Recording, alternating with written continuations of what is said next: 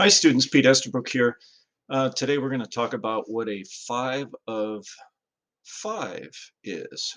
So, what is a 5 chord in a jazz situation, a diatonic situation? It's the dominant chord for the key that you're in.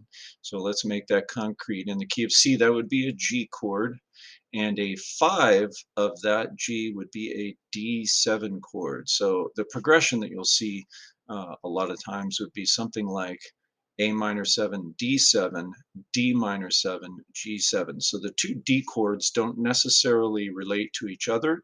That D7 is relating to, it's kind of jumping over and relating to the dominant chord, the G7. So we would call that a secondary dominant. It's another one of those chords in the secondary dominant category. So 5 of any diatonic chord is a secondary dominant chord. So 5 of 5. And so let's talk about scale choices. So the common scale choice for a 5 of 5, like that D7, would be a D Lydian dominant scale. So that's like a Mixolydian scale with a raised fourth degree. You can think of it as a major scale with a raised fourth degree and a lowered seventh degree, if that helps. So it would be like 1, 2, 3, sharp 4, 5, 6, flat 7, 1, D, E, F sharp, G sharp, A, B, C, D, like that. Um, and that, why do we use that scale? Well, Lydian dominant scale is kind of a primary choice for lots of situations, and that's one of them.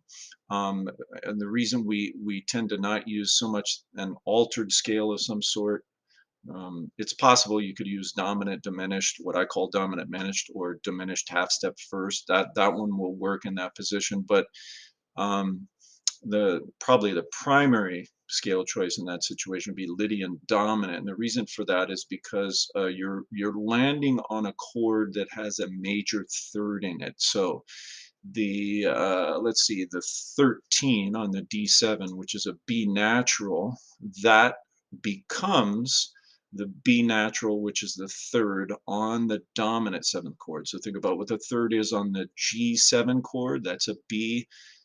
13 on the D7, that's a B. So it's hinting at where you're going.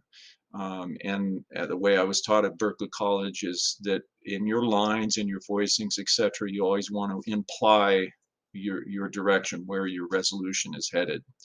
You foreshadow that.